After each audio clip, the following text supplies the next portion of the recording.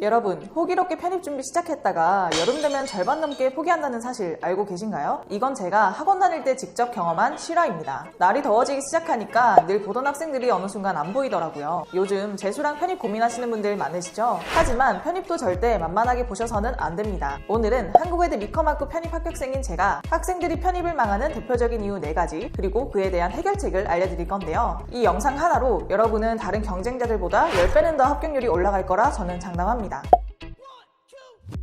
편입을 준비할 때 가장 많이 망하는 케이스는 바로 노베이스임에도 불구하고 독학으로 공부를 하는 학생들입니다. 편입은 입시계의 패자부활전이다 라는 말이 있는데요. 그만큼 대다수의 편입준비생들은 노베이스에서 시작해요. 이런 학생들은 제대로 공부를 해본 경험이 없기 때문에요. 공부 습관이 아직 안 잡혀 있거나 또 뭐부터 공부를 해야 할지 전혀 감을 못 잡는 경우가 대다수인데요. 특히나 혼자서 공부를 하는 것의 가장 큰 문제점은 바로 자기 객관화가 안 된다는 거예요. 그럼 혼자서 잘못된 공부 방향성으로 공부하다가 시간과 돈만 날리거나 아님 작심삼일로 포기할 확률이 거의 99%라고 보시면 됩니다. 사실 스스로 독학해서 좋은 대학에 갈 수 있었다면 이미 갔었겠죠. 여러분들은 현실을 직시해야 합니다. 만약 지금 여러분이 노베이스라면요, 학원이든 가외든 무조건 전문가의 도움을 받으세요. 또 내가 공부 습관이 아직 안 잡혀 있다면 학원이나 독학센터를 다니던지 해서 공부를 할 수밖에 없는 환경을 미리 세팅해 주어야 합니다. 노베이스 편입공부법은 해당 영상을 통해 꼭 알아가세요.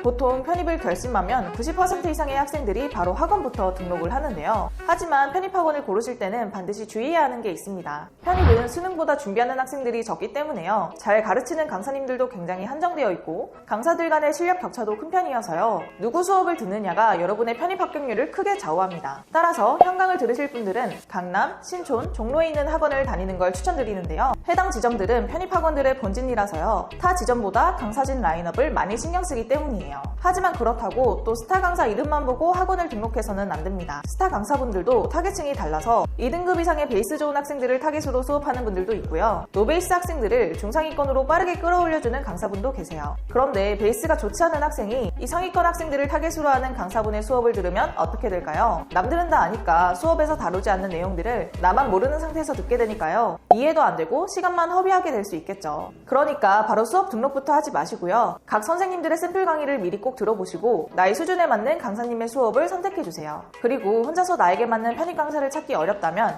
고정 댓글 링크로 편하게 문의 남겨주시기 바랍니다.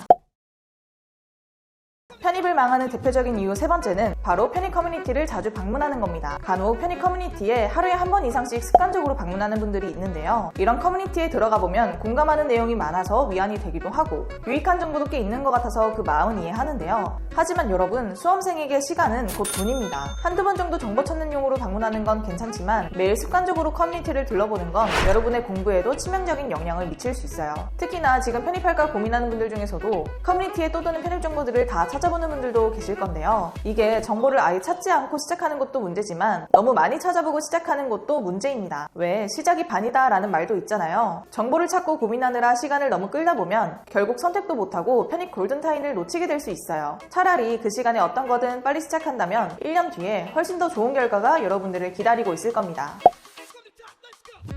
보통 학원에서는 한 달에 한 번씩 모의고사를 보는데요. 하지만 많은 학생들이 나는 아직 진도를 다 나가지 못해서 또는 아직 공부를 많이 못해서라든지 여러 가지 이유로 모의고사를 안 보는 경우가 많은데요. 이러시면 절대 안 됩니다. 멘탈 관리 때문에 모의고사를 안 본다 하는 분들도 있는데 지금 모의고사를 보지 않으면 편입시험날 여러분의 멘탈이 박살날 수 있어요. 사실 이건 모의고사 개념을 잘못 이해했기 때문에 발생하는 문제입니다. 모의고사는 단지 실제 시험에서 점수를 더 잘 받기 위해 현재 나의 부족한 점을 찾고 보완하는 과정일 뿐인데요. 절대 모의고사 성적 때문에 스트레스 받으실 필요가 없어요. 실제로 파이널 직전까지 성적이 안 나왔다가 10월, 11월에 성적이 올라 결국 인서울 최상위권 대학에 합격하는 경우도 꽤 많습니다. 그리고요, 모의고사를 통해 내 부족한 점을 점검하지 않으면 내 성적도 절대 올릴 수가 없어요. 그러니 모의고사를 보면서 내가 공부한 유형의 문제를 제대로 풀었는지, 공부했던 영어 단어와 수학 공식들은 잘 떠올렸는지, 주어진 시간 안에 내가 공부했던 내용들을 잘 인출했는지 이런 것들은 반드시 체크해주세요.